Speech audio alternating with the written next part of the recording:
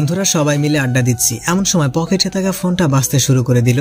এক বালতি রাগ নিয়ে ফোনটা তুলেই সব রাগ বদলিয়ে মিষ্টি ভালোবাসাতে পরিণত হলো, কারণ ফোনটা আম্মু করেছে। ফোনটা তুলতে আম্মু বলল, নিলয় কোথায় তুই? জি আম্মু, আমি তো বন্ধুদের সাথে বাইরে আড্ডা দিচ্ছি। তাড়াতাড়ি তুই তোর নানা বাড়ি আয়। কিন্তু কেন আম্মু? যেটা বলছিস সেটা কর।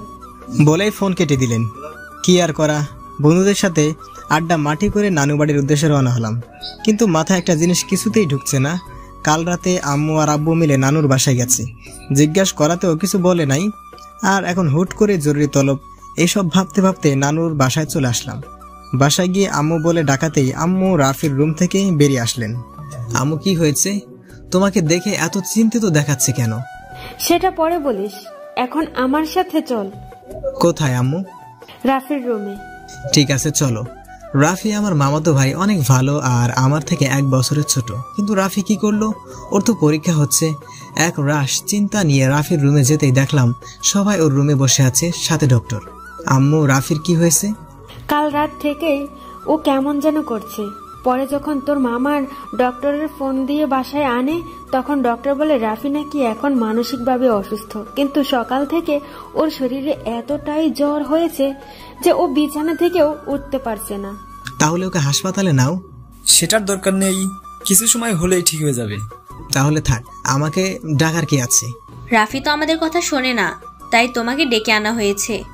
কিন্তু মামি, ওকে কি বলতে হবে? ওই গাদা, তোর পরীক্ষা চলছে, তুই ভুলে গেছিস? একদমই না। তাহলে কি ওর পরীক্ষা দেওয়া লাগবে না? সেটা রাফিকেই বল, ওকে অনেকবার বলছি কিন্তু ও শুনছে না। ঠিক আছে, আমি বলছি।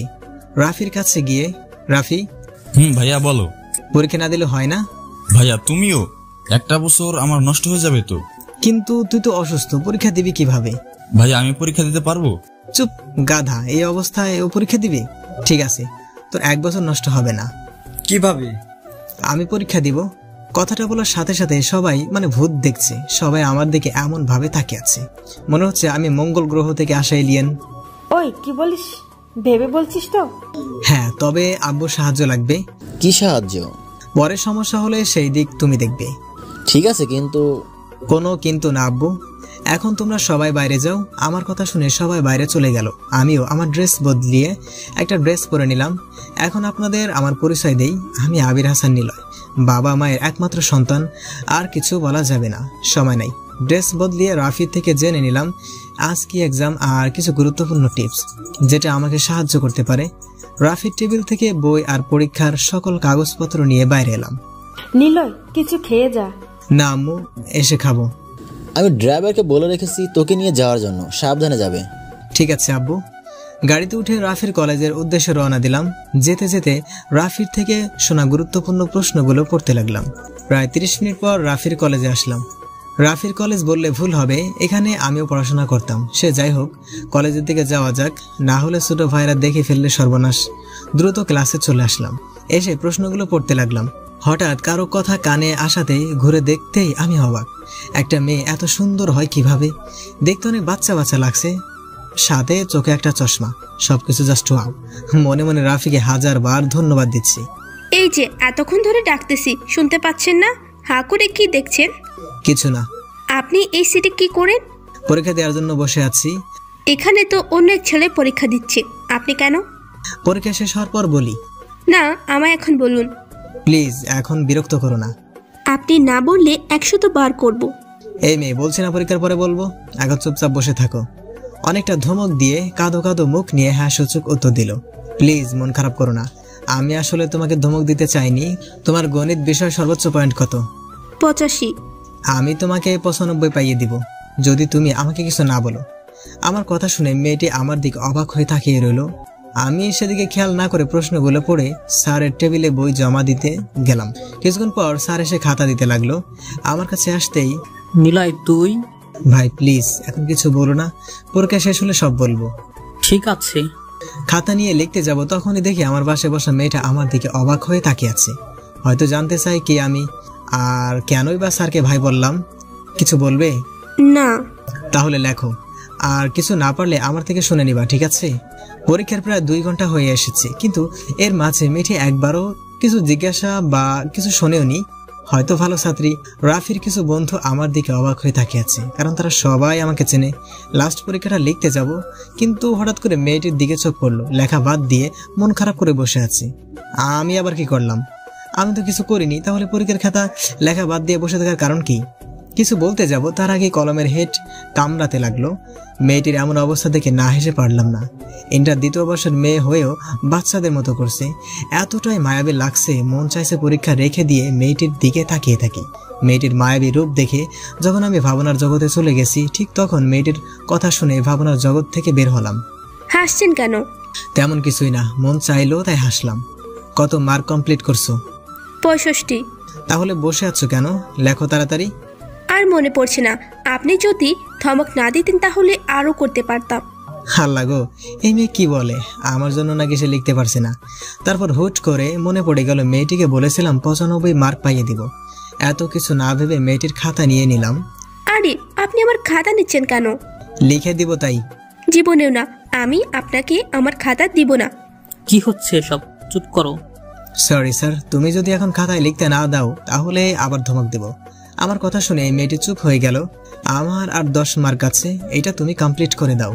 আমি তোমাকে সব বলে দিচ্ছি কেমন ভাবে কি করতে হবে, ঠিক আছে? জি। আমি আর কথা না বাড়িয়ে লেখা শুরু করলাম। লিখতে লিখতে হাত ব্যথা হয়ে গেছে।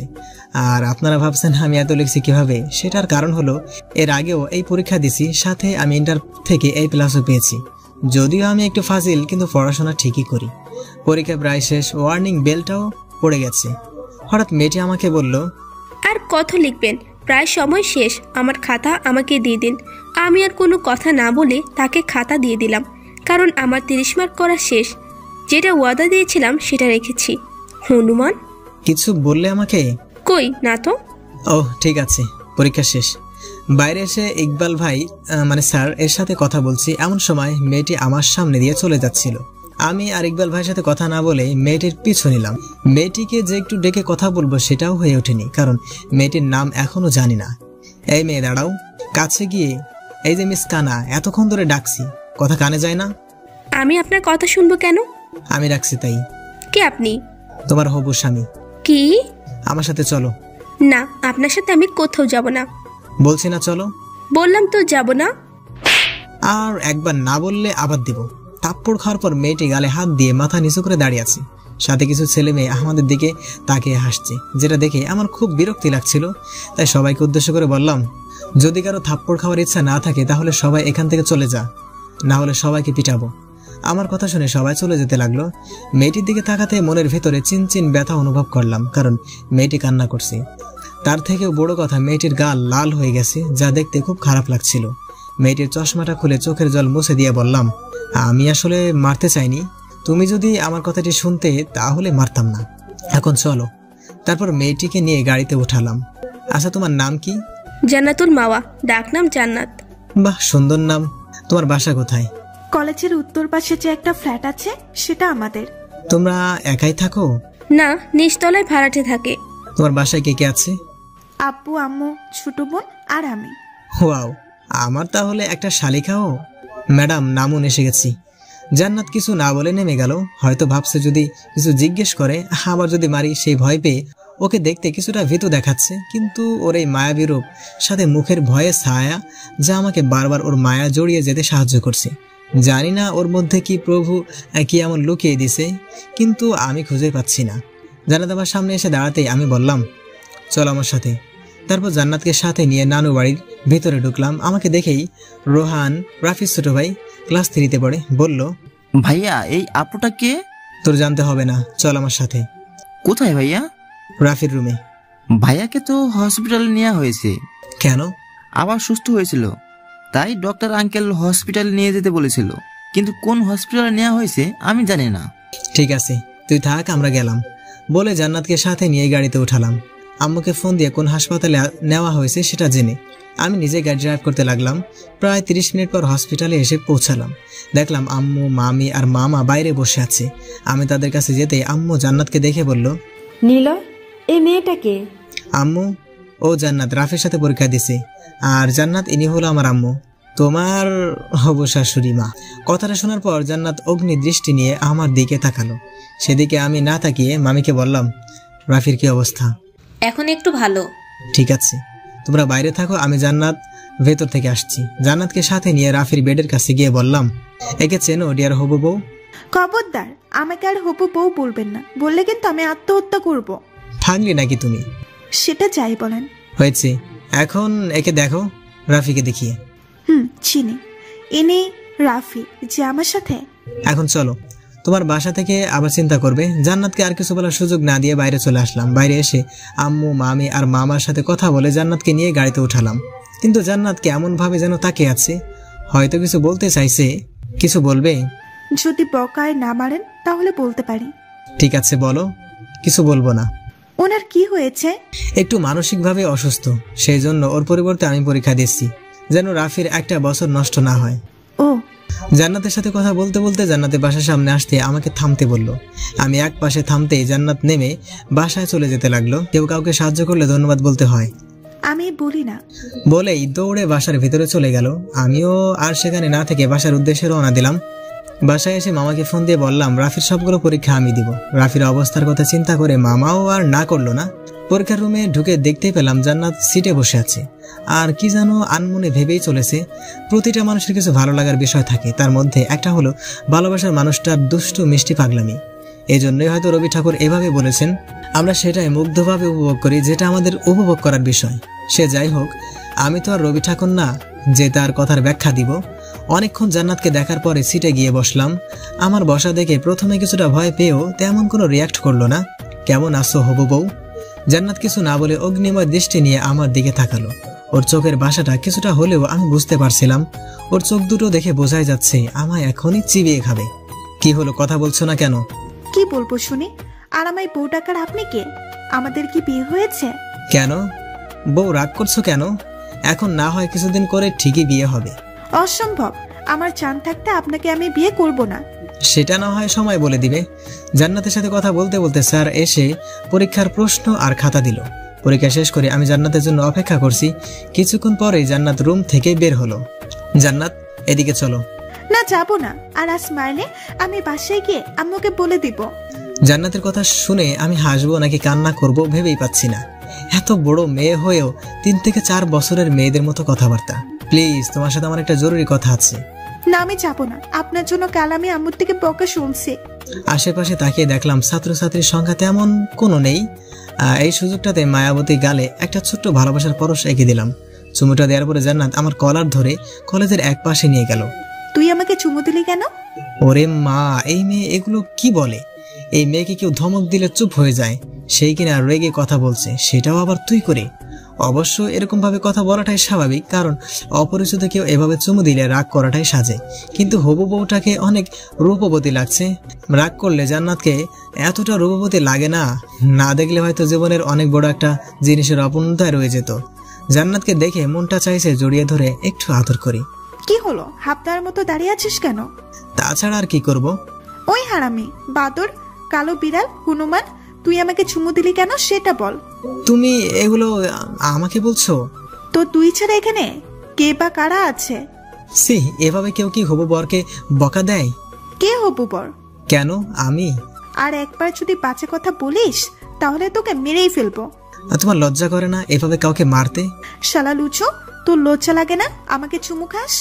আমি তো আমার তোর পায়ে পড়ি, প্লিজ আর বউ বলিস না। ঠিক আছে, আজ আর বলবো না। তারপর আর কোনো কথা না বলে জান্নাত চলে গেল। আমিও বাসায় চলে আসলাম। বাসায় এসে দেখি আম্মু বসে আছে। আমাকে দেখে, একটা সত্যি কথা বলবি? আমি কি মিথ্যা কথা বলছি? কোনো ডাহা মিথ্যা কথা, কারণ আমি সত্য বলার থেকে মিথ্যা কথাই বেশি বলি। হ্যাঁ, আইসে আমার সত্যবাদী ছেলে। এখন তুই আমাকে সত্যি করে বল, ওই মেয়েটাকে? কোন মেয়ে আম্মু? গতকাল যে হসপিটালে নিয়ে এসেছিলি। আসলে আম্মু, আমি ওকে। বল, তুই ওকে? আমি ওকে ভালোবাসি আর বিয়ে করতে চাই। আলহামদুলিল্লাহ, ছেলের আমার পছন্দ আছে। তা কিভাবে কি হলো আমাকে প্রথম থেকে বল। তারপর আম্মুকে প্রথম থেকে শুরু করে সব বললাম। আর আম্মুকে এটাও বললাম যে আমি জান্নাতকে খুব তাড়াতাড়ি বিয়ে করব, কিন্তু জান্নাত যেন এই বিষয় না জানতে পারে। পরের দিন পরীক্ষার হলে বসে আছি, আর বোরিং হচ্ছে কারণ জান্নাত এখনো আসেনি। তাই চোখ বন্ধ করে নিচের দিকে তাকিয়ে আছি। হঠাৎ পাশে কাউকে অনুভব করলাম, তাকে দেখলাম জান্নাত বসে আছে। কিন্তু আজ একটু মন খারাপ লাগছে। যে কেউ আজ জান্নাতকে দেখে বলে দিবে আজ ওর মন খারাপ। জান্নাত, তোমার কি মন খারাপ? কি হলো বলো? আজ জেরি অ্যাক্সিডেন্ট করছে। জেরিকে? আমাদের বাসার বিড়াল।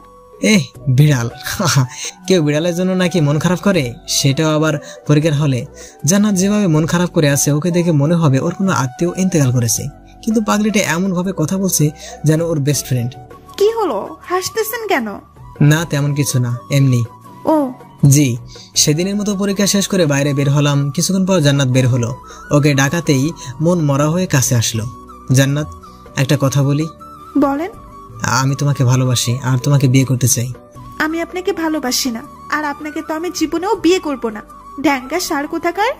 কি বললে তুমি? আবার বলো। গাধা হনুমান। বলে হুসাইন বোল্টের মতো দৌড়ে চলে গেল। আমারও ভালো লাগলো জান্নাতের এমন পাগলামি। এরই মাঝে 7টা পরীক্ষা শেষ, আর মাত্র 2টা আছে। না জানি পাগলিটা আমার ভালোবাসা বুঝবে কিনা। আর ইদানিং আমি কেন জানি না জান্নাতের প্রতি অনেকটা দুর্বল হয়ে পড়েছি। ওকে না দেখলে মনে হয় পৃথিবীটাই থমকে গেছে। মনে হয় বন্দুকের বুলেটগুলো আমার হৃৎপিণ্ডকে ছিন্ন ভিন্ন করে দিবে। রাতে খাবার টেবিলে বসে আছি, এমন সময় আব্বু বলল, নিলয়, তোমার আম্মু যা বলেছে সেগুলো কি সত্যি? কি বলছে আম্মু তোমাকে? তোমার বিয়ের কথা। জি আব্বু, কিন্তু তোমার কাছে একটা অনুরোধ আছে, প্লিজ বলো, রাখবে?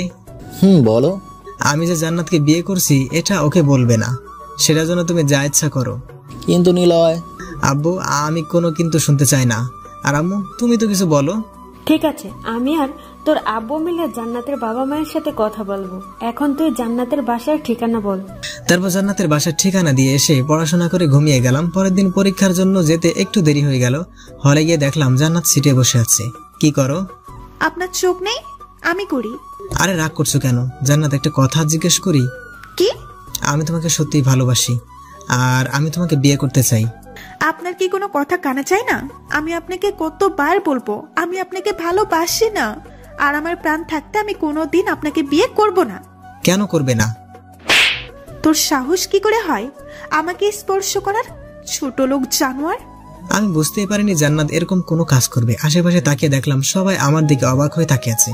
রাফির কিছু বন্ধু যারা আমাকে চেনে তারা আমার দিকে আসতে চাইলেও হাত দিয়ে বারণ করি যেন তারা না আসে। জান্নাতের চোখের দিকে তাকাতেই বুকের ভেতরে ব্যথা অনুভব করলাম। মনে হচ্ছে কেউ আমার হৃৎপিণ্ডকে আঘাত করছে, কারণ জান্নাতের চোখ থেকে যখন তখন বৃষ্টি নামতে পারে। জান্নাতের এমন অবস্থা দেখে ওর রাগান্বিত করার জন্য প্রস্তুত হলাম। যদিও থাপ্পড়টার ব্যথা এখনো করছে, তারপরও ভালোবাসার মানুষকে খুশি করতে লাগলাম। আমি জানি তুমি এখন কান্না করবে, জানি তো তুমি চিৎকাদুনে। কে বলছে তোকে? তোমার চোখ। চোখ কি কথা বলতে পারে? মজা নিস আমার সাথে? আর একবার যদি আমার রাগাতে আসিস তাহলে তোর খবর আছে। যেভাবে থাপ্পড় মারছো এরপরও কিছু করবে? সরি। কেন গো বউ? তোকে আমি কিছু করার আগে স্যার এসে হাজির, যার জন্য বেঁচে গেলাম। না হলে হয়তো আবার একটা থাপ্পড় খেতে হবে। বউটাকে শান্তশিষ্ট লাগলেও ঠিক সেরকম না। যেভাবে থাপ্পড় দিছে আমার বাপের জন্মেও মনে হয় এত জোরে থাপ্পড় খাইনি। সেদিনের মতো পরীক্ষা শেষ করে বাসায় চলে আসলাম। ফ্রেশ হয়ে আম্মুকে ডাকলাম। কে রে, মন খারাপ নাকি? না আম্মু। তাহলে কিছু বলবি? কিছু বলার ছিল। তাহলে বল।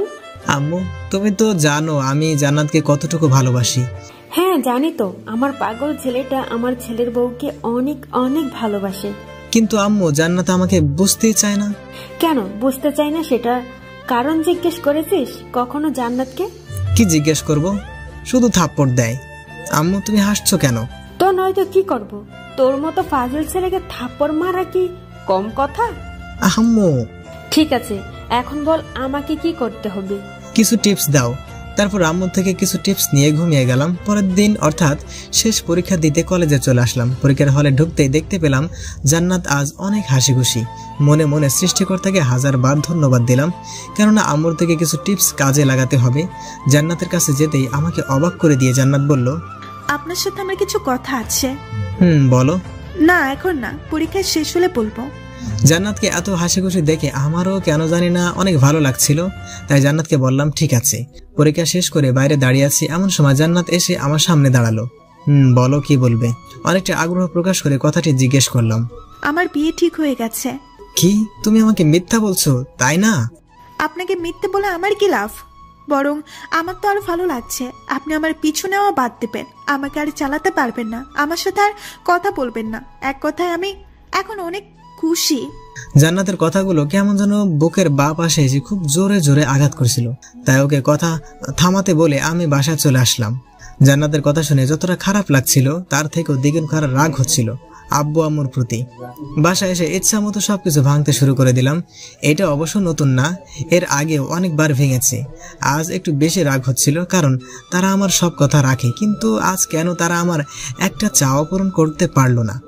এসব ভাবতে ভাবতে যখন দেয়ালে থাকা আমার একটা ছবিতে বাড়ি দিছি, অমনি ছবিতে থাকা কাজ এসে হাত কেটে গেল, যার জন্য আর কিছু ভাঙতে পারলাম না। নিজেকে অনেকটা দুর্বল লাগছিল। কাটা হাত দিয়ে ঘুম যখন ভাঙলো, দেখলাম আব্বু আম্মু আমার পাশে বসে আছে, আমার হাতে ব্যান্ডেজ করা। যখন উঠতে যাব তখন আব্বু বলল, কি হয়েছে তোমার, এমন পাগলামো করছো কেন? কি হলো বল, কেন করছিস এমন? আব্বু, আমি তোমাদের কাছে কি চেয়েছিলাম? কি চেয়েছো? আর তুমি কি চেয়েছো আমরা দেইনি? এমন কি জিনিস আছে? জান্নাত। জান্নাতের কি হয়েছে? জান্নাতের বিয়ে ঠিক হয়ে গেছে। কি? তার মানে তুই জান্নাতের বিয়ের কথা শুনে এসব ভাঙচুর করে শুরু করেছিস? তাছাড়া কি করব? নীলার মা, আমি শিওর তোমার ছেলে পাগল হয়ে গেছে। মানে কি বলতে চাইছো তুমি? ঠিক তো বলছে, তুই একটা পাগল। আম্মু চুপ। তুই জানিস জান্নাতের কার সাথে বিয়ে ঠিক হয়েছে? না। আরে গাধা, তোর সাথে জান্নাতের বিয়ে ঠিক হয়েছে, সেটাও ওর সামনের মাসের 3 তারিখে। কিন্তু জান্নাত যে বলল। তুমি নিজেই তো বারণ করছিলাম যেন আমরা কেউ জান্নাতকে না জানাই। আব্বু আম্মুর কথা শুনে মন চাইছে এক্ষুনি লুঙ্গি পরে ডান্স শুরু করি, কিন্তু আব্বু আম্মু পাশে থাকা কিছু করতে পারলাম না। আব্বু আম্মুকে জড়িয়ে ধরে 1000বার চুমু খেলাম, সাথে কিছু পাম মারলাম। আম্মু আমাকে খাইয়ে দিয়ে চলে গেল। আমিও ভাবতে লাগলাম বিয়ের পর জান্নাতকে কিভাবে জ্বালাতন করা যায়, আমাকে কষ্ট দেয়া তুমি হাড়ে হাড়ে টের পাইবা শোনা বউ। দেখতে দেখতে আমাদের বিয়ের দিনটাও কাছাকাছি চলে এলো। কাল আমাদের বিয়ে, সাথে জান্নাতকে জ্বালাতন করার প্রথম দিন শুরু হবে। আমাকে কি বলেছিলে আমাকে এ জীবনেও বিয়ে করবে না? এবার বুঝবা সোনা আমি কি করতে পারি। রুমের ভিতরে আনমনে এসব ভেবে চলেছি। পুরো বাসা হইচই মতো মেতে আছে। রাফিও এখন সুস্থ, আর সবার আনন্দ করাটাও স্বাভাবিক। দেশের নামকরা বিজনেসম্যান এয়ার কোম্পানির এমডি স্যারের ছেলের বিয়ে বলে কথা। রাফি এসে ডাকাতে ওর সাথে ছাদে গেলাম, দেখলাম সব হারামি বন্ধুরা বসে আছে। কিরে শালা, ভাবিকে তো পেয়েই গেলি। কেন, আমার কি পাওয়ার কথা ছিল না? তুই চার পরও পাবি না, এমন জিনিস আমার মনে হয় পৃথিবীতে তৈরি হয়নি। তারপর ওদের সাথে অনেক আড্ডা দেওয়ার পর রুমে এসে ঘুমিয়ে গেলাম। পরের দিন আম্মুর ডাকে ঘুম ভেঙে গেল। ঘুম থেকে উঠে ফ্রেশ হয়ে নিচে গেলাম। আরে নিলয় বাবু যে, কি খবর? আমার তো বিন্দাস, তোর কি খবর? এই তো চলছে। দেশে আসলি কবে? রাতের ফ্লাইটে। তা তোর বউয়ের নাম কি রে? জান্নাতুল মাওয়া। খুব সুন্দর নাম। নীলার সাথে কথা বলা শেষে রুমে চলে আসলাম। আর হ্যাঁ, আপনাদের তো বলাই হয়নি নীলাকে। নীলা হলো আমার আম্মুর বড় বোনের মেয়ে, মানে আমার খালাতো বোন। নীলা আর ওর পরিবার কানাডা থাকে। ওর ছোট বোনের নাম রোজি। থাক, আর জানতে হবে না। গোসল করার পর সবাই মিলে আমাকে সাহায্য করছে, কোনটা পরবো কোনটা পরবো না। সবাই মিলে আমাকে রেডি করার পরে রোজি বলল, ভাইয়া তোমাকে কিন্তু হেব্বি লাগছে। তাই নাকি? তোর ভাবি কি আমাকে দেখে ক্রাশ খাইবো? কি বলিস? আমার এত সুন্দর হ্যান্ডসাম ভাইকে দেখে ক্রাশ খাবে না, সেটা কি করে হয়? থাক, আর পাম দিতে হবে না।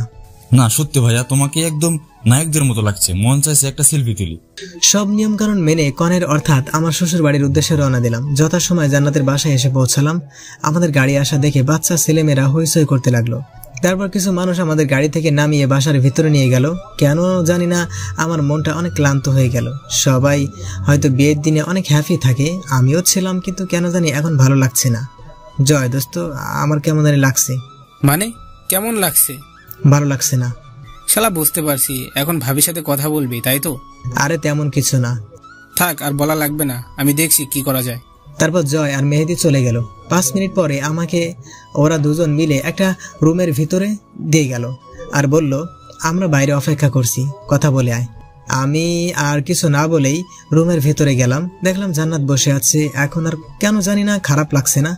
হয়তো জান্নাতকে দেখার জন্য এই মনটা ব্যাকুল হয়েছিল। কত সুন্দর চুপচাপ বসে আছে। হয়তো আমাকে এখনো দেখেনি, দেখলে এতক্ষণ মনে হয় থাপ্পড় খেতে হতো। সো মিসেস নিলয় কেমন আছেন? কথাটি বলার সাথে সাথে জান্নাত আমার দিকে তাকালো। ওর তাকানোর মাঝে অনেকটা ক্ষোভ বিদ্যমান ছিল। হয়তো ভাবছে আমি এখানে কেন। আপনি এখানে? তাহলে কে থাকবে? মানে? কেন বিশ্বাস হচ্ছে না? বিশ্বাস না হলে তুমি তোমার আম্মুকে এখনো জিজ্ঞেস করো। কিছুক্ষণ চুপ থাকার পর জান্নাত কান্না করতে লাগলো। এক পর্যায়ে রুম থেকে কান্না করতে করতে বেরিয়ে আসতে চাইলো, কিন্তু সেটাতে আর সফল হয়ে ওঠা হলো না। কোথায় যাচ্ছ? আমি এই বিয়ে করব না। তোর মতো চিট্টার লম্পটকে আমি জীবনেও বিয়ে করব না। তাহলে এখন কি করবে শুনি? আব্বুকে গিয়ে বলবো আমি এই বিয়ে করতে পারবো না। সব চাইলে কি হয়? তোমার আব্বুর সম্মানের কথা একবারও ভাববে না? আমি জানি তুমি এমনটাই করতেই, তাই তো এরকম একটা গেম খেলতে হলো, কারণ তোমার যে জেদ যার কাছে সবাই খুব অকাত। কিন্তু শোনা বউ, এখন যে তোমার আর কোনো জেদকে সফল করতে পারবে না। নিজের মনে মনে কথাগুলো ভাবছি, এমন সময় জান্নাত আবার কান্নাকাটি শুরু করে দিল, যা আমার কাছে খুবই খারাপ লাগছিল। তাই বন্ধুদের সাথে করে সেখান থেকে চলে আসলাম। কিছুক্ষণ পর কিছু ছেলে ও মেয়েরা জান্নাতকে নিয়ে আসলো, কিন্তু এখন জান্নাতকে একদম বাজে দেখাচ্ছে। চোখের কাজল লেপটে গেছে আর চোখ দুটো লাল হয়ে রয়েছে। মনে হচ্ছে আমাকে দেখার পর থেকে শুধু কান্নাই করছে। কিন্তু পাগলিটাকে কি করে যে বোঝাবো, খুব ভালোবাসি তোমাকে। জান্নাতকে এভাবে দেখে নিজের মধ্যে খারাপ লাগা, বিরক্তই কাজ করলো। কোনো ভুল করছি না তো? নিজেই নিজেকে প্রশ্ন করছি, কিন্তু কোনো উত্তর পাচ্ছি না। যথাসময় আমাদের বিয়েটা হয়ে গেল। শুনেছি বাসর রাত সবার জন্য স্বপ্নের আর রোমান্টিক হয়, কিন্তু আমার জন্য মোটেও তা হচ্ছে না। প্রায় 30 মিনিট ধরে বাসর ঘরে দাঁড়িয়ে আছি, আর ওদিকে বউ আমার বিছানার উপর বসে কান্না করছে। কান্না করছে তো করছে, থামার নাম গন্ধ কিচ্ছু নাই। কত শখ ছিল সিনেমার হিরোদের মতো করে বাসর ঘরে ঢুকবো, বউ আমাকে দেখে সালাম করবে, তারপর আমরা গল্প করব, কিন্তু তার হলো না। কেন যে কান্না করছে কিছুই বুঝতেই পারছি না। আরো কিছুক্ষণ দাঁড়িয়ে থাকার পরে জান্নাতের কাছে গেলাম। কান্না করছে কেন? কি হলো বলো? খবরদার আমার পাশে পুষবি না। অনেকটা রাগ দেখিয়ে কথাটি বলল। জান্নাতের এমন চেহারা দেখে ভয় পাওয়ার মতো। জান্নাত আমার দিকে যেভাবে তাকিয়ে আছে তা দেখে আমার 1 নাম্বার পেয়ে যাবার মতো অবস্থা। তারপরেও বললাম, তুমি এভাবে রাগ করছো কেন? তোকে কি বললাম? একটাও কথা বলবি না। আরে আমি কি করেছি বলবে তো? কি করেছিস মানে? তুই আমাকে জোর করে বিয়ে করলি কেন? জোর করেছি মানে? তুই যদি ওভাবে প্ল্যান না করে আমাকে বিয়ে করতি তাহলে আমি কিছু বলতাম না, কিন্তু তুই আমার সাথে গেম খেলে বিয়ে করছিস, এটাকে আমি জোর বলবো না তো কি বলবো? তুমি জানো না স্বামীকে তুই করে কথা বলতে নাই, বললে স্বামীর অমঙ্গল হয়। কে স্বামী? কেন আমি? আমি তোকে স্বামী হিসেবে মানে না। কিন্তু আমাদের যে বিয়ে হলো সেটা? আমি বিয়েও মানে না। দরকার হলে আমি তোকে ডিভোর্স দিব, তবুও তোকে স্বামী মানা ইম্পসিবল। ঠিক আছে, তোমার আমাকে স্বামী মানতে হবে না। এখন ঘুমিয়ে পড়ো, অনেক রাত হয়েছে। তাহলে তুই বিছানাতে কি করিস? জান্নাতের কথা শুনে আমি তো অবাক, কারণ আমি বিছানা ছাড়া কোথায় থাকবো। তারপরেও জিজ্ঞেস করলাম, কেন বিছানায় না থেকে কোথায় থাকবো? বিছানায় থাকবে মানে? তোর সাথে আমি এক বিছানায় ঘুমাতে পারবো না। জান্নাত, আমি বিছানা ছাড়া ঘুমাতে পারি না। জান্নাতের থেকে থাপ্পড় খেয়ে গালে হাত দিয়ে ওর দিকে করুণ দৃষ্টিতে তাকিয়ে আছি। থাপ্পড় দেওয়ার পরে জান্নাত আবার বলতে শুরু করলো, বিয়ে হয়েছে বলে আমার কাছে স্বামীর অধিকার খাটাতে আসবি না, না হলে ভালো হবে না। কি হলো, দাঁড়িয়ে রইলি কেন? সেটা তোমার ভাবতে হবে না। চুপচাপ সোফার উপরে ঘুমা, হনুমান, কালো বিড়াল, লুচ্চু বদমাইশ। আল্লাহ গো, আমারে তুইলা লও। ওই চুপ, যা ঘুমা তাড়াতাড়ি। আর কিছু বললাম না, মানে বলার সাহস নাই। যদি আমার মতো নাদান পোলারে আবার মারে। আম্মা গো, আমি কাকে বিয়ে করলাম? কথায় কথায় শুধু মারে। এক বালতি দুঃখ নিয়ে ঘুমিয়ে পড়লাম। সকালে অবশ্য আমাকে কেউ ডাকে ঘুম থেকে উঠাতে লাগে না, আমি নিজে নিজে ঘুম থেকে উঠি। ঘুম থেকে উঠে দেখলাম জান্নাত এখনো শুয়ে আছে। দেখতে একদম বাচ্চাদের মতো লাগবে। জান্নাতকে দেখেই কেউ মনেই করবে না গত রাতে কি কি করতে পারে। এখন ওকে অনেক নিষ্পাপ লাগছিল। ওঠার জন্য ডাক দিব ভাবছি, কিন্তু গত রাতে থাপ্পড় আর বকার জন্য ডাকার সাহসিকতা খুঁজে পাচ্ছি না। যদি আবার মারে, তার থেকে বরং এই নিষ্পাপ মুখখানা উপভোগ করি। জান্নাতকে দেখতে দেখতে খেয়ালই করিনি জান্নাতের ঘুম থেকে উঠে পড়েছে। ওই হনুমান, কখন থেকে ডাকছি, কানে যায় না? হ্যাঁ, কিছু বললে?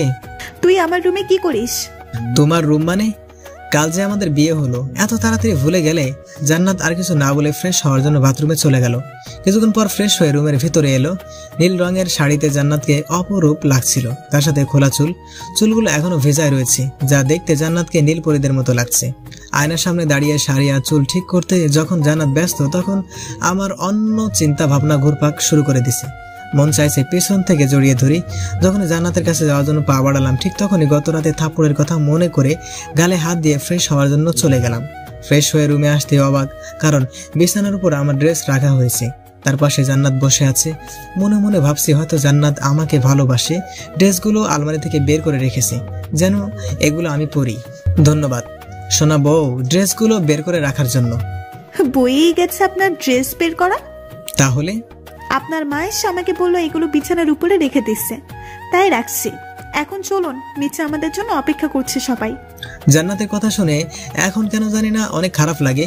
কি করেছি আমি? শুধু ভালোই তো বেসেছি, আর সেই ভালোবাসাটা নিজের করে পাওয়ার জন্য এক ধরনের জোরও করেও বিয়ে করেছি। কিন্তু আমি তো অনেক বেশি ভালোবাসি, কেন বুঝতে চায় না। নিজের মনকে শান্ত করে উত্তর দিলাম, তুমি যাও, আমি আসছি। দুজনকে একসাথে যেতে বলেছে। ঠিক আছে, তুমি একটু অপেক্ষা করো, আমি রেডি হয়ে নিচ্ছি। তারপর ড্রেসটা পরে নিচে চলে এলাম। সবার সাথে কিছুক্ষণ কথোপকথন করে নাস্তা করে রুমে চলে এলাম। কিছুক্ষণ পরে জান্নাত এসে বলল, বিকেলে আমাদের নিতে আসবে। তো আপনি কি যাবেন? হ্যাঁ, যাব। হনুমান কোথাকার কোনো কিছুতেই না বলে না। কি বললে? কিছু না। বউটাও হয়েছে, কখনো তুই আবার কখনো আপনি, না জানি মাথার কোন তার ছেঁড়া। শান্তশিষ্ট থাকাতে অনেক কিউট লাগলেও একদমই কিউট না, পেতনি একটা। সর্বদা শুধু বকা আর মার খেতে হয়। বিকেলে জান্নাতের বাসা থেকে কিছু মানুষ এসে আমাকে আর জান্নাতকে সাথে করে নিয়ে গেল। জান্নাতের বাসার সবাই মিশুক হলেও আমি তাদের মতো না, কেমন যেন সবার সাথে কথা বলতে আমার লজ্জা লাগে। এরই মাঝে জিতু, জান্নাতের ছোট বোন, বয়স আনুমানিক 7 বা 8 হবে, আমার কাছে এসে বলল, দুলা ভাই, আপনার কি মন খারাপ? কই না তো। আপনি কারোর সাথে কথা বলছেন না, তাই জিজ্ঞেস করলাম। না জিতু, আমি আসলে তোমাদের সবার মতো মিশুক না, তাই এখানে বসে আছি। ও, এখন চলেন রাতের খাবার খাওয়ার জন্য, আপনাকে ডাকছেন, সবাই অপেক্ষা করছে। ঠিক আছে, চলো। তারপর জিতুর সাথে নিচে চলে গিয়ে রাতের খাবার খেয়ে রুমে চলে আসলাম। আর এখানে শুরু হলো আরেক সমস্যা, কারণ জান্নাতের রুমে কোনো সোফা নেই। কি আর করা, ফ্লোরে ঘুমাতে হবে, কারণ থাপ্পড় খাওয়ার পর থেকে ফ্লোরে ঘুমানো শতগুণে ভালো। ফ্লোরে বিছানা পারছি, এমন সময় জান্নাত এলো। কি হলো, কি করছেন? বিছানা পারছি। কেন? ঘুমাবো তাই। তোমার রুমে তো আর সোফা নেই যে সোফাতে ঘুমাবো, আর থাপ্পড় খাওয়ারও ইচ্ছা নাই, তাই এখানেই বিছানা পারছি। Good boy. তারপর আর কোনো কথা না বলে ঘুমিয়ে গেলাম। কিন্তু সকাল হতেই হলো একটা সমস্যা। সকালে ঘুম থেকে উঠতে কণ্ঠটা কেমন যেন গম্ভীর লাগছে, মনটা খারাপ করে বসে আছি। এমন সময় জান্নাত রুমে এলো। কি হলো, বসে আছেন কেন? যান, ফ্রেশ হয়ে নিচে আসুন, সবাই অপেক্ষা করছে। জান্নাতকে কোনো কথা না বলে বাথরুমে এসে ফ্রেশ হতে চলে গেলাম। অন্যদিকে জান্নাতের কথা, কি ব্যাপার, নিলয় আমাকে কিছু বললো না কেন? আমি কি ওর সাথে খারাপ ব্যবহার করছি? কিন্তু এখন তো কিছু করিনি, তাহলে কিছু বললো না কেন? পরক্ষণে জান্নাতের মনে পড়লো গত 2 দিন যাবৎ নিলয়ের সাথে কেমন ব্যবহার করেছে, কিন্তু নিলয় তো আমাকে কিছুই বলে না, বরং সে নিজেই আমাকে রাগানোর জন্য কথা বলে, যেন আমি যেন খুশি থাকি। কিন্তু আমি ওর সাথে যা করছি সেটা কি ঠিক করছি? না, এটা কখনো ঠিক হতে পারে না। আমি কিছুদিন পরে নিলয়ের থেকে মাপ চেয়ে নিয়ে কাছে টেনে নিব, কিন্তু এত সহজে আমাকে হার মানা চলবে না। রুমের মধ্যে জান্নাত আনমনে একা একা কথা বলছে। জান্নাতকে দাঁড়িয়ে থাকতে দেখে জিজ্ঞেস করলাম, তুমি দাঁড়িয়ে আছো কেন? আপনার কণ্ঠটা এমন লাগছে কেন? না, তেমন কিছু না। আপনি বলবেন নাকি থাপ্পড় দিব? এত মারতে চাও কেন? শুধু শুধু মারে, এবার মারলে আমি কিন্তু কান্না করব। যেটা বলছি সেটা বলেন, এত কথা বলেন কেন? কিছুক্ষণ চুপ থাকার পরে বললাম, আসলে গত রাতে ফ্লোরে ঘুমানোর জন্য মনে হচ্ছে একটু ঠান্ডা লাগছে, তবে সেরে যাবে। সেরে যাবে মানে? আর আমাকে বলতে পারেননি ফ্লোরে ঘুমালে আপনার সমস্যা হবে? বাসার ঘরে বলেছিলাম, হয়তো শোনেনি। ঠিক আছে, আপনি বসে থাকেন, আমি খাবার নিয়ে আসছি। বাবা, এত কেয়ার স্বামী হিসেবে মেনে নিলে নাকি এখনই? জি না, আপনি এখন আমাদের বাসায়, তাই আপনার কিছু হলে আমার আব্বু আম্মু আমাকে ছেড়ে কথা বলবে না, তাই কথাটা বললাম। জান্নাত আর কিছু না বলে রুম থেকে চলে গেল। আমি ড্রেস পরে বিছানায় বসে আছি, তখন আম্মু কল করলো। হ্যাঁ আম্মু, বলো, কেমন আছো? আমি ভালো আছি, কিন্তু তোর গলা কেমন যেন শোনাচ্ছে। এই হলো মা জাতি, ছেলের কিছু হলেই জেনে যাবে। সৃষ্টিকর্তা মনে হয় সকল মাকে সন্তানদের মনের কথা আর অবস্থা বোঝবার ক্ষমতা দিয়ে দিয়েছেন। এমন মা জাতিকে জানাই হাজার হাজার সালাম। কি হলো, কথা বলছিস না কেন? হ্যাঁ আম্মু, বলো। তোর কণ্ঠ এমন শোনাচ্ছে কেন? আসলে আম্মু, নতুন বাসা তো, তাই হয়তো ঠান্ডা লেগেছে। তুমি চিন্তা করো না, ঠিক হয়ে যাবে। ঠিক আছে, ঔষধ খেয়ে নিস।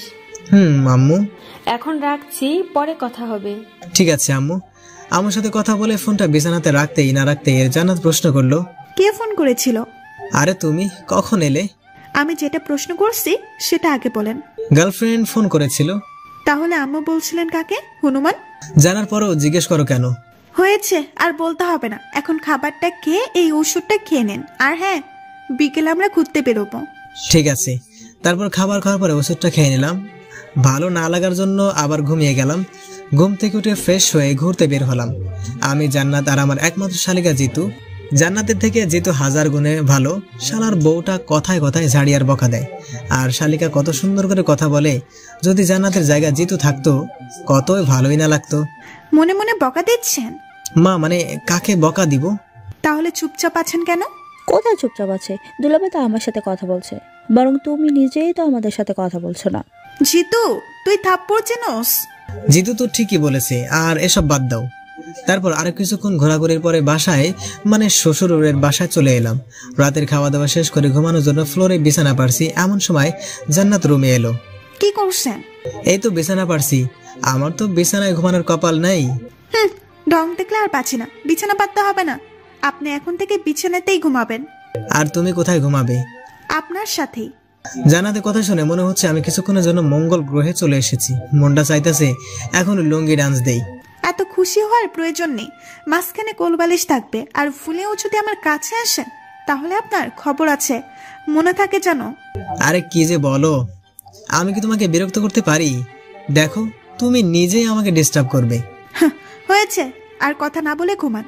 সকালে যখন ঘুম ভাঙলো অনুভব করলাম আমার বুকের উপর কিছু একটা আছে।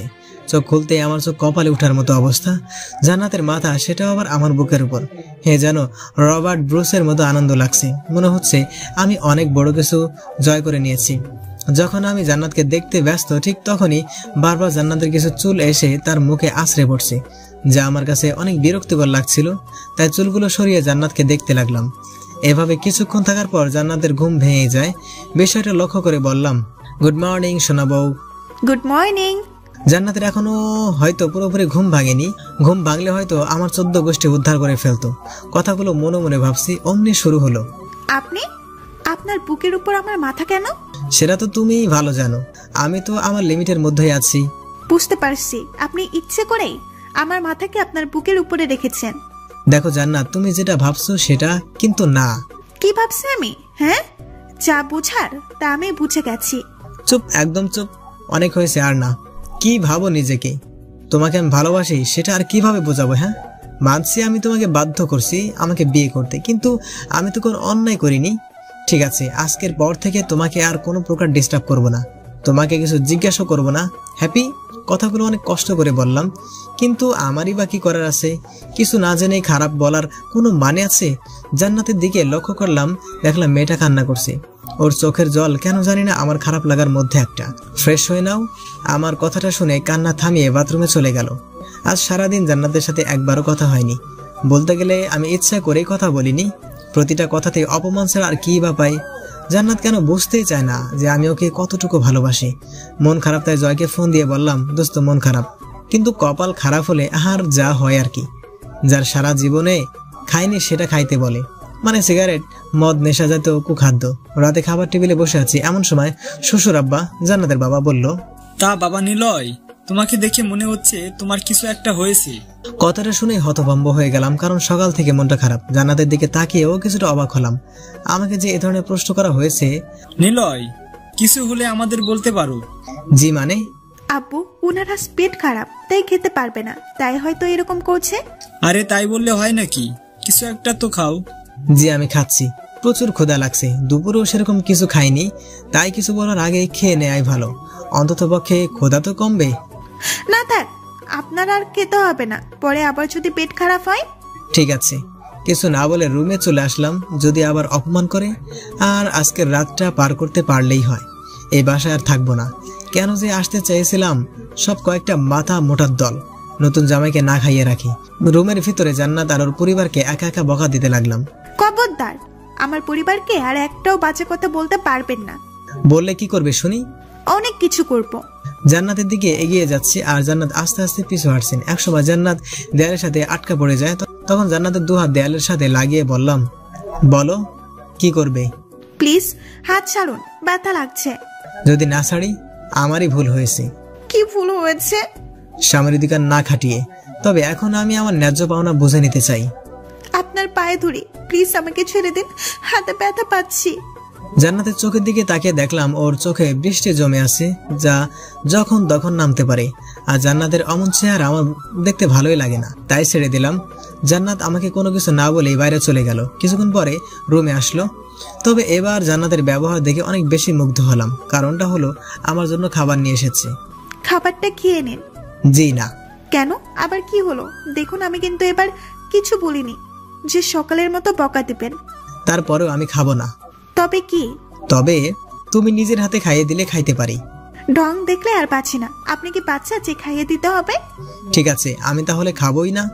আরে খাইয়ে দিচ্ছি তো। তাহলে বসে আছো কেন? তারপর জান্নাত আমাকে খাইয়ে দিতে লাগলো। জীবনের আরেকটা চমৎকার জিনিস উপভোগ করলাম, সেটা হলো বউয়ের হাতে খাবার খাওয়া। স্ত্রীর হাতে আবার খেতে মজাই অন্যরকম। হে যেন আলাদা একটা সুখ। এ নিয়ে আর কিছু বলতে পারবো না। যদি একান্ত জানার ইচ্ছা থাকে তাহলে বিয়ে করে নেন। খাবার খাওয়া শেষ করে ঘুমিয়ে গেলাম। পরের দিন বিকেলে আমাকে আর জান্নাতকে বাসায় নিয়ে গেল। এতক্ষণে হাফ ছেড়ে বাঁচলাম, না জানি আবার কি বলে, সবার সামনে অপমান করতো। বাসায় এসে জান্নাত আব্বু আম্মুকে সালাম করলো।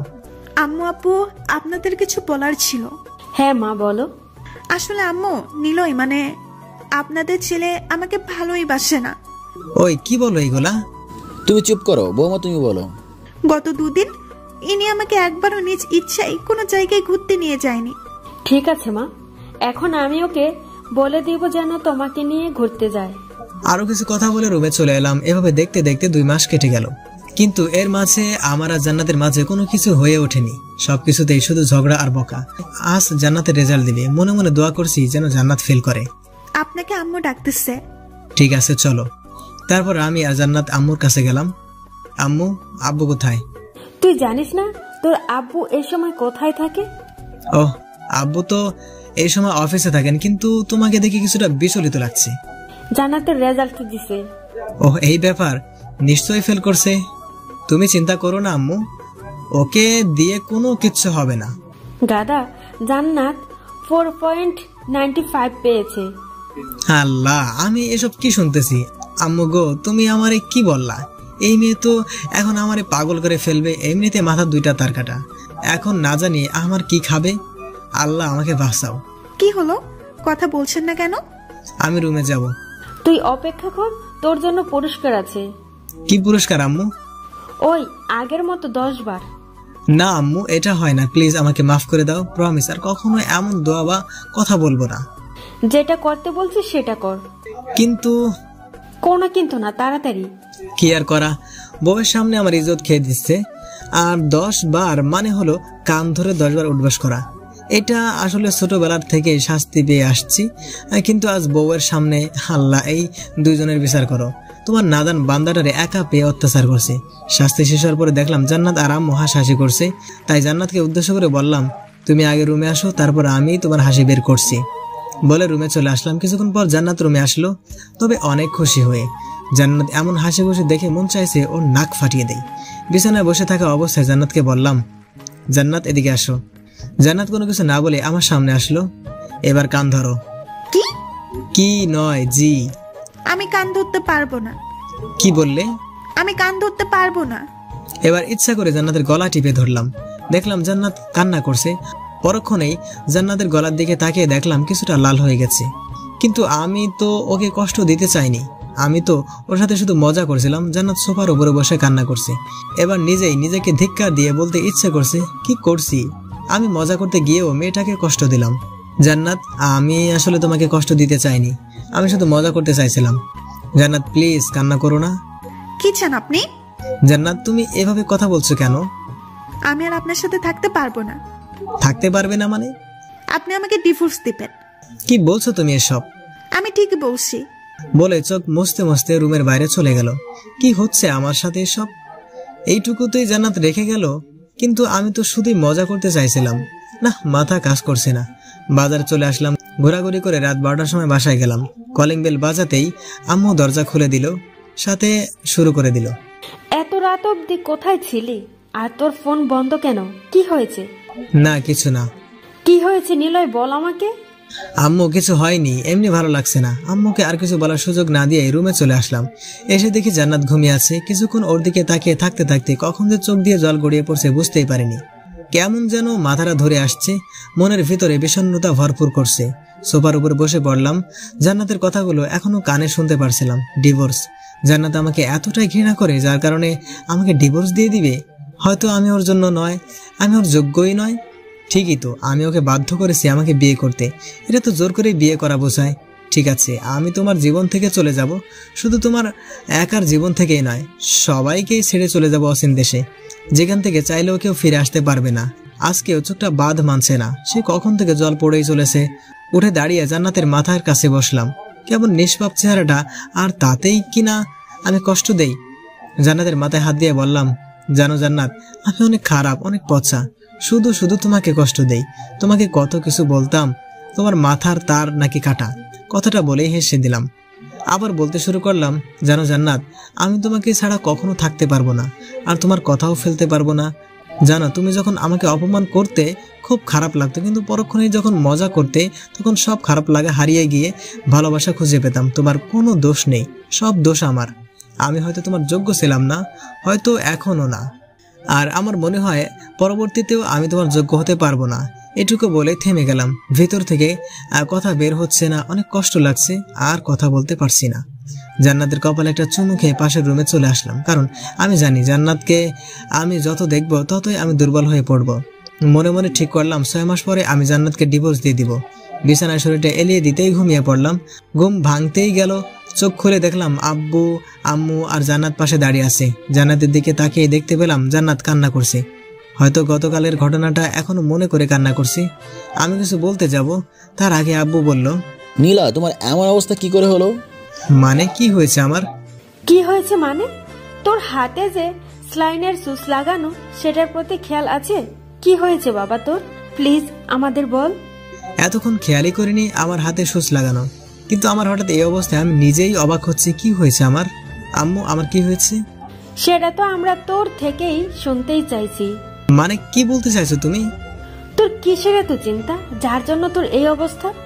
মানে আজ সকালে যখন জান্নাত আমাদের ডেকে এই রুমে নিয়ে আসলো, তখন তোকে ডাকার পরেও তুই কোনো রেসপন্স দিচ্ছিলি না। তাই ডক্টরকে ফোন দিয়ে আসতে বলে তোর বাবা।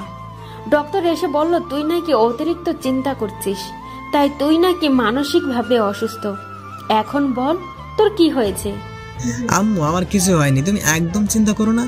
আর এখন তোমরা যাও, আমি একটু বিশ্রাম করব। আমার কথা শুনে আব্বু আম্মু চলে গেল। জান্নাত আমার দিকে করুণ আর্তনাদে তাকিয়ে আছে। জান্নাত, আমি আসলে সরি তোমার সাথে জোর করে বিয়ে করার জন্য। আমি তোমাকে সত্যি অনেক বেশি ভালোবাসি। জান্নাত কিছু না বলেই দৌড়ে রুম ত্যাগ করলো।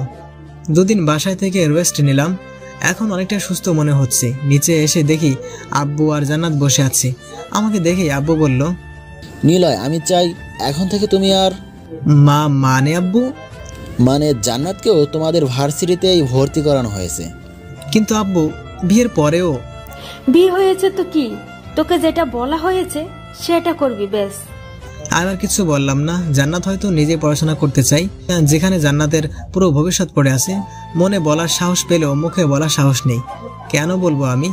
জান্নাত তো আমাকে সহ্যই করতে পারে না, আর সেখানে আমার কিনা কথা তার ভালো লাগবে বলে মনে হয় না। আব্বু আম্মুর সাথে কথা বলে রুমে চলে আসলাম। পরের দিন ভার্সিটি যাওয়ার জন্য রেডি হচ্ছি, এমন সময় জান্নাত হাতে একটা চিরকুট নিয়ে আমার সামনে এসে দাঁড়ালো। কিছু বলবে? জান্নাত কিছু না বলে হাতে থাকা চিরকুটটা দিয়ে বাথরুমে চলে গেল।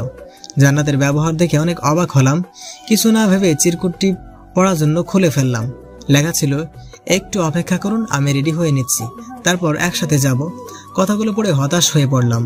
আমাকে তুমি এতটাই ঘৃণা করো, যার জন্য সামান্য কথাটা অবধি বলতে পারলে না? চিরকুটটা হাতে নিয়ে এসব ভাবছি, এমন সময় জান্নাত এলো। ওকে সাথে করে নিয়ে এলাম। আব্বু আম্মুর সাথে কথা বলে ভার্সিটির উদ্দেশ্যে রওনা হলাম। বাসা থেকে ভার্সিটির দূরত্ব কম হওয়ায় তাড়াতাড়ি চলে এলাম। তারপর জান্নাতকে তার রুমটা দেখিয়ে দিয়ে বন্ধুদের কাছে এলাম। সবাই মিলে আড্ডা দিচ্ছি, এমন সময় দেখলাম জান্নাত আমাদের দিকে আসছে। একটু শুনবেন? হ্যাঁ বলো। ওই যে দেখছেন কিছু ছেলে দাঁড়িয়ে আছে। কেন, কি হয়েছে? আমাকে দেখে অনেক বাজে বাজে মন্তব্য করছে। জান্নাতের কথাগুলো শুনে মাথায় আগুন জ্বলে গেল। সাকিবের হাতে থাকা স্ট্যাম্প নিয়ে দৌড়ে ছেলেগুলোর কাছে গেলাম। ওদের সবাইকে উদ্দেশ্য করে বললাম, ওই বেটাকে কে কি বলছি? সব ছেলে চুপ হয়ে গেল, কারণ তারা সবাই আমাকে চেনে। আমাকে বললে ভুল হবে, আমার রাগটাকে চেনে। আর কিছু বলার আগে স্ট্যাম্প দিয়ে এলো পাথাড়ি মার শুরু করলাম। মারতে মারতে কখন মাথা ফেটে গেছে বুঝতে পারিনি। জয়, সাকিব সহ আমাকে থামাতে পারছে না। আমার উদ্দেশ্য একটাই, একেবারে মেরে ফেলবো। এমন সময় কে যেন আমার হাতের স্ট্যাম্প ধরে ফেললো। চেহারা না দেখেই দিলাম একটা কষে থাপ্পড়। থাপ্পড়টা দেওয়ার পরে এই যেন আমার শরীর থেকে জান বের হয়ে যাওয়ার মতো অবস্থা, কারণ সেখানে আর কেউ ছিল না, জান্নাত ছিল। থাপ্পড়টা এতটাই জোরে দিছি যার জন্য জান্নাত সেন্সলেস হয়ে গেছে। আশেপাশে তাকে দেখলাম ভিড় জমে গেছে। জয়, সাকিব, রাহুলকে বললাম, তোরা এই জানোয়ারটাকে দেখ, আমি জান্নাতকে নিয়ে হাসপাতালে যাচ্ছি। জান্নাতকে জরুরি বিভাগ থেকে ট্রিটমেন্ট করে নিয়ে বাসায় এলাম। এরই মাঝে 2 দিন আর স্কুলে যাইনি। আজ সকালে রাহুল ফোন দিয়ে ভার্সিটিতে আসতে বলল, আর আমারও বাসায় থাকতে ভালো লাগছিল না, তাই ভার্সিটিতে যাওয়ার জন্য রেডি হচ্ছিলাম। এমন সময় জান্নাত এলো। কিছু বলবে? বলো, কি বলবে? আবার মারবেন না তো? আরে তোমাকে মারতে যাব কেন বলো? আমিও ভার্সিটি যাব। কিছুক্ষণ চুপ থাকার পর জান্নাতকে রেডি হতে বললাম। নিচে বসে আম্মুর সাথে কথা বলছি, তখন জান্নাত রেডি হয়ে নিচে এলো। তারপর আম্মুকে বলে আমি আর জান্নাত বের হলাম। একটা কথা বলি? বলো। চলেন আজ রিক্সা করে যাই। তোমার দরকার হলে যাও, আমি যেতে পারবো না। কেন পারবেন না? যেতে পারবো না, ব্যাস। এত কথা বলো কেন? জান্নাত আর কিছু বললো না। তারপর গাড়ি নিয়ে ভার্সিটিতে এলাম। ভার্সিটিতে আসতে বন্ধুরা এলো। নিলয়, তোকে প্রিন্সিপাল স্যার ডাকছে। কেন? সেটা বলিনি। ঠিক আছে, তোরা থাক, আমি আসছি। আরে না, সাথে ভাবিকেও নিয়ে যেতে বলেছে। ঠিক আছে, তাহলে তোরাও চল। তারপর প্রিন্সিপাল স্যারের রুমে ঢুকতেই দেখতে পেলাম ওই ছেলেটাকে দেখে মাথায় আগুন জ্বলে উঠলো। মন চাইছে কুপিয়ে হত্যা করি। নিলয়, এদিকে আসো। জি স্যার, বলুন, কি বলবেন? তারপর স্যার সেদিনের ঘটনা বলল। সবকিছু শুনে আমি জান্নাতের দিকে তাকালাম। ওকে দেখে মনে হচ্ছে এই ছেলেটাকে এখনই মেরে ফেলবে। জান্নাতের কানের কাছে গিয়ে বললাম, ছেলেটাকে কি করব? ভার্সিটি থেকে বের করে দিব? যেন কোনো মেয়ে আর এরকম জানোয়ারদের মুখ থেকে বাঁচে মন্তব্য না শুনতে হয়। আমাদের দুজনের কথা বলা দেখে সাকিব চুপ করতে বলল, তাই আর কোনো কথা বললাম না। নিলয়, এখন তুমি কি চাও? স্যার, ছেলেটা আমার স্ত্রীকে বাজে মন্তব্য করেছে, এর জন্য সে উপযুক্ত শাস্তিও পেয়েছে। কিন্তু সেদিন আমি ছিলাম বলেই আর কিছু করতে পারিনি। কিন্তু যদি অন্য কোনো দিন কোনো মেয়েকে বাজে মন্তব্য করে তাহলে তাদের কি হবে? তাই আমি আর জান্নাত চাই এরকম ছেলেদের আমাদের ভার্সিটি থেকে বের করে দেন। ঠিক আছে, তাই হবে। এখন তোমরা যাও। প্রিন্সিপাল স্যারের রুম থেকে বেরোতেই রিয়ার সাথে দেখা হলো। আরে নীলা, কেমন আছিস? ভালো, তুই কেমন আছিস? ভালো, চল সবাই মিলে মাঠে গিয়ে আড্ডা দেই। ঠিক আছে, তোরা যা, আমি জান্নাতকে রুমে দিয়ে আসছি। আর শোন, ওই জামরুল গাছটার কাছে গিয়ে বস, তাহলে সুবিধা হবে। সুবিধা মানে? এসে বলছি। তারপর ওদের সাথে কথা না বাড়িয়ে জান্নাতকে ওর রুমে দিয়ে আড্ডা দেওয়ার জন্য চলে গেলাম। এসে দেখলাম সবাই বসে আছে, সাথে কিছু পেতনিও। কে রে শালা, কোথা থেকে উদয় হলি?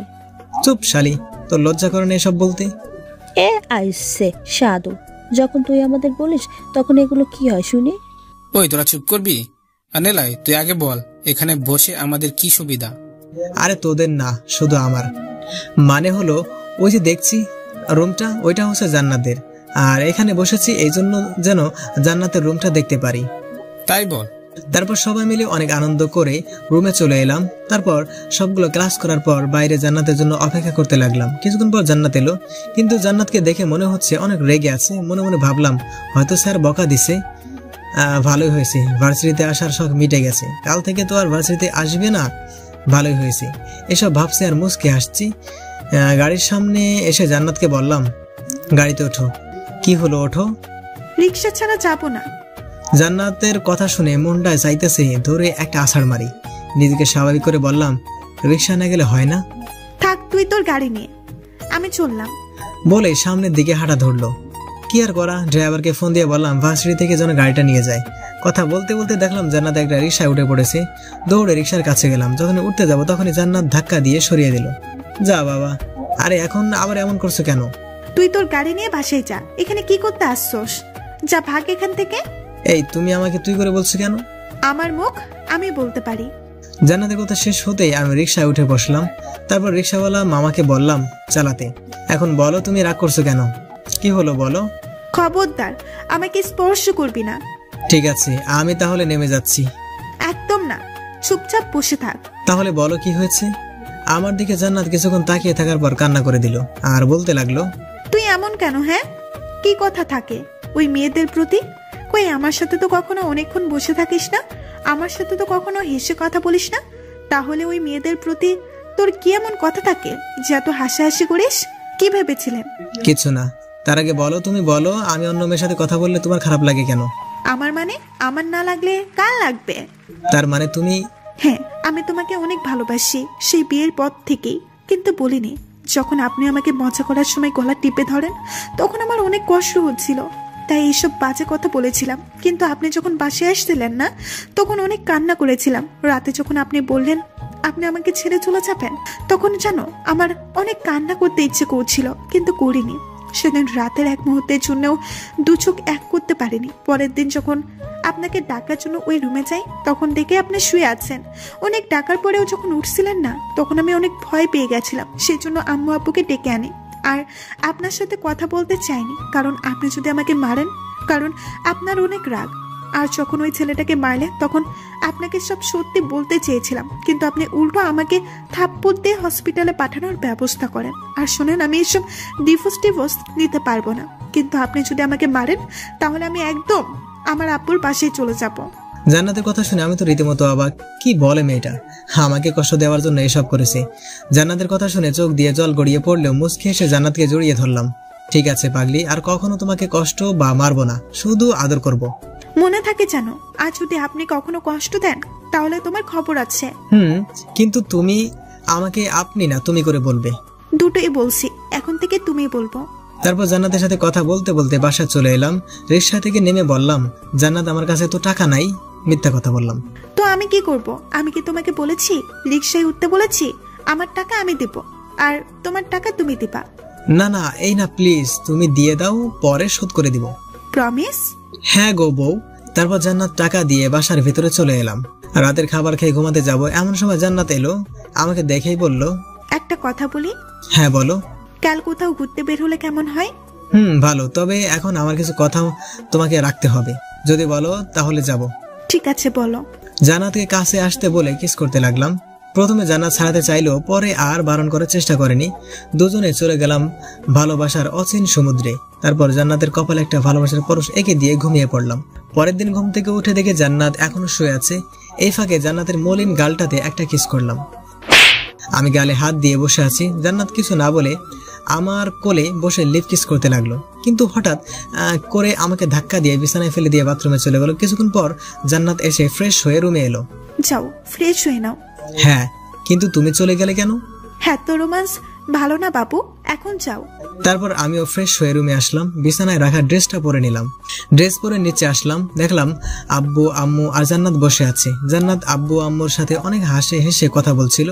এটা দেখে অনেক রাগ হলো। আমাকে ড্রেস পরতে সাহায্য করলে কি হতো এমন? মনে মনে ঠিক করলাম জান্নাতকে কিভাবে জ্বালানো যায়। কি হলো, দাঁড়িয়ে আছো কেন? না এমনি। জান্নাত একটা রুমে আসো। তারপর আমি রুমে চলে গেলাম। কিছুক্ষণ পর জান্নাত রুমে আসলো। কি হলো, ডাকলে কেন? জান্নাত, তুমি আমাকে কতটুকু ভালোবাসো? অনেক বেশি ভালোবাসি। আমার জন্য কি করতে পারবে? তুমি যা বলবা তাই করব। সত্যি তো? জান্নাতকে ছেড়ে দিয়ে। ছেড়ে দিলা কেন? আগে বলো, সব করতে পারবে? গো বাবা, তুমি যা বলবা তাই করব। ঠিক আছে শোনাবো। এখন 10 বার কান ধরে উঠবস করবে আমার সামনে। কি? তুমি কিন্তু বলেছো আমি যা বলবো তাই করবে। আই না প্লিজ বাবু, আমি এটা করতে পারবো না। স্বামীর কথা না শুনলে যে স্বামীর ক্ষতি হয়। কিন্তু তুমি তো। আমি কি শোনা বলো? আমি কিন্তু কান্না করব। ওহ, বুঝতে পারছি, তুমি তো আমাকে ভালোই বাসো না। আমার কথা কেন শুনবে? কে বললো ভালোবাসি না? ভালোবাসলে তুমি আমার কথা রাখতে। থাক, তোমার কিছু করা লাগবে না, আমি গেলাম। এই না না, তুমি বসো, আমি কান ধরে উঠবস করছি। ওকে সোনা। আমি সোফার উপরে বসতে জান্নাত কান ধরে উঠবস করতে লাগলো। প্রথম 5 বার ভালো করে করলেও তারপর থেকে ওঠা বসার সমস্যা দেখতে পেলাম। আর তাছাড়া শাড়ি পরে এ ধরনের কাজ করা অনেকটাই দুর্লভ। মোট 8 বারের মতো হয়েছে। তখন জান্নাতকে থামতে বললাম। তারপর আমার কাছে টেনে বসালাম। প্রথমে বসতে চাইছিল না, পরে জোর করে কোলে বসালাম। বাবু রাগ করছো? না। ঠিক আছে, আর কখনো এসব করতে বলবো না। এখন তো একটু হাসো। জানো, আমি তোমাকে এটা করাতাম না, কিন্তু তুমি আব্বু আম্মুর সাথে হেসে হেসে কথা বলছিলাম, যা দেখে হিংসা হচ্ছিল, তাই এটা। তার মানে তুমি? বলে আমার বুকে মারতে লাগলো। মেয়েটার হাতে শক্তিও আছে বটে, প্রতিটা মায়েরই ব্যথা লাগে। জান্নাতকে বুকের সাথে আরো চেপে ধরলাম যেন মারতে না পারে। দেখতে দেখতে আমাদের বিয়ের 6 মাস হয়ে গেল। এখন আমি আপুর বিজনেস দেখাশোনা করি, আর জান্নাত বাসায় আম্মুর কাজে সাহায্য করে আর আম্মুর সাথে বসে আড্ডা দেয়। অফিসের কাজ শেষ করার পর ড্রয়ার থেকে একটা কন্ট্রাক্ট পেপার নিয়ে বাসায় এলাম। কলিং বেল বাজাতে জান্নাত এসে দরজা খুলে দিল, কিন্তু আমি কোনো কথা না বলে রুমে চলে এলাম। জান্নাত আমার এমন ব্যবহার দেখে অনেকটাই হতভম্ব, আবার অবাক হওয়াটাই স্বাভাবিক, কারণ প্রতিদিন বাসায় এসে জান্নাতের সাথে কথা বলি, সেটাও তার প্রশংসা। রুমে এসে গম্ভীর মুখ নিয়ে বিছানায় বসে পড়লাম। জান্নাত আমার পিছু পিছু এলো। অফিসে কি কিছু হয়েছে? না। তাহলে এভাবে বসে আছো কেন? হাতে থাকা কাগজটা ওর দিকে বাড়িয়ে দিলাম। কি এটা? আমাদের ডিভোর্স পেপার। কথাটা শোনার সাথে সাথে জান্নাতের মাথায় যেন আকাশ ভেঙে পড়লো। হাতে থাকা কাগজটা ফ্লোরে পড়ে গেল। জান্নাতের দিকে তাকিয়ে দেখলাম আমার দিকে করুণ চাহনিতে তাকিয়ে আছে। আমি সাইন করে দিছি, এখন তুমি করলেই হবে। জান্নাত এবার কেঁদেই দিল আর এত জোরে জোরে কান্না করতে লাগলো যে নিচে থেকে আম্মু আমাদের রুমে এসে পড়লো। কি হলো মা, কান্না করছিস কেন? আম্মু, তোমার ছেলে আমাকে ডিভোর্স দিবে। মানে কি বলছিস এইসব? বিশ্বাস না হলে নিলয়ের থেকেই শোনো। নিলয়? জান্নাত কি বলছে এসব? আম্মু, জান্নাত একদম মিথ্যা কথা বলছে। আমি মিথ্যে বলছি তাই না? তাহলে এই কাগজটা কিসের? দেখি, আমাকে দেখতে দে। আম্মুর কাগজটা পড়ে হেসে দিল, সাথে আমাকে বলল, গাধা, তোর বুদ্ধি আছে দেখছি। এটা শুনে জান্নাতের চোখ তখন লাল বর্ণ ধারণ করলো। কি? তার মানে আম্মু তুমিও তোমার ছেলের পক্ষ নিয়ে কথা বলছো? না রে মা, নিলয় তো। আম্মু, তুমি এখন যাও। আম্মু চলে গেল। এখন তুমি কাগজটা পড়ো। কাগজটা পড়ে হেসে দিল, কারণ কাগজটা লেখা ছিল, যদি আমাদের মধ্যে কখনো ঝগড়া হয় তাহলে সে রাতের মধ্যে ক্লিয়ার হয়ে যাবে, আর যদি কখনো বিচ্ছেদের কথা ওঠে তাহলে আমাদের মধ্যে যতদিন না অবধি 50টা সন্তান না হয় ততদিন আমাদের বিচ্ছেদ হবে না। তারপর জান্নাত কন্ট্রাক্ট পেপারে সাইন করে দিল, দিয়ে আমার বুকে মুখ লুকিয়ে কান্না করতে লাগলো। আরে পাগলি, কান্না করছো কেন? আমি অনেক ভয় পেয়ে গেছিলাম। তুমি এখন প্রমিস করো এমন ভয় আর কখনো দেখাবে না। ঠিক আছে, এই কান ধরে বলছি, এমন কাজ আর দ্বিতীয়বার আর কখনো করব না। হনুমান বর আমার। পাগলি। তারপর রাতের খাবার শেষ করে রুমে চলে এলাম। কিছুক্ষণ পর মহারানীর আগমন হলো, মানে জান্নাত এলো। আচ্ছা শোনো না। কি বলো? চলো আজ সাথে গিয়ে রাতের আকাশটাকে উপভোগ করি, অনেক ভালো লাগবে। ঠিক আছে, চলো। জি না, তুমি আমাকে কুলে করে নিয়ে যাবে। কি? তোমার মতো আটার বস্তাকে কোলে নিয়ে উপরে গেলে আমি একদম উপরে চলে যাব। চুপ গাধা, যেটা বলছি সেটা করো। কি আর করা, বউকে কোলে নিয়ে ছাদে উঠতে হলো। ছাদে দোলনা থাকায় দোলনার কাছে গেলাম। আগে জান্নাত দোলনার উপরে বসলো। তুমি আমার কোলে মাথা রেখে শুয়ে পড়ো। না থাক, এত ভালোবাসা দেখাতে হবে না, পুরো মাজাটাই ব্যথা হয়ে গেছে। ঠিক আছে, তাহলে আমি রুমে চলে গেলাম। আরে আরে শোনা বউ, কই যাও? আমি তো শুধু মজা করছিলাম। তুমি বসো আর আমায় আদেশ করো, আর সেগুলো আমি পালন করি, ঠিক আছে? পাগল। আর তুমি আমার পাগলি। হনুমান একটা। তুমি যে এসব বলো, তোমার লজ্জা করে না? লজ্জা কিসের? আমার বরকে আমি বলবো, তাতে লজ্জা পাওয়ার কি আছে? দরকার পড়লে আরো কিছু বলবো। তোমার কোনো সমস্যা? না, আমার কি সমস্যা হবে? ঠিক আছে, তাহলে আরো বলছি। ডাইনোসর, কালো বিড়াল, হারামি, গুন্ডা, লুচ্চা, বদমাইশ। আরে কিছু বলবে তার আগে জান্নাতের মুখ বন্ধ করে নিলাম। আপনারা আবার ভাইবেন না কিস করছি, হাত দিয়ে মুখ চেপে ধরছি যেন আর বলতে না পারে। জান্নাত কিছুক্ষণ চেষ্টা করার পরেও যখন পেরে উঠছিল না, ঠিক সেই সময় হাতে কামড় দেয়। আউস! কামড় দিলে কেন? 100 বাদ দিব। তুমি আমার মুখ চেপে ধরে রাখবে আর আমি তোমাকে কিছু বলবো না। এটা কি হয় সোনা? দেখো তো হাত কি হয়ে গেল। ওলে আমার বাবু তালে। আচ্ছা কাছে আসো, এখন তোমায় একটু আদর করি। না থাক, আমার আদর লাগবে না। আরে আসো তো আগে। থাক, আপনাদের আর জানতে হবে না। আর তাছাড়া আমার লজ্জা লাগছে। হ্যালো বন্ধুরা, গল্পটি কেমন লাগলো অবশ্যই কমেন্ট করে জানাবেন।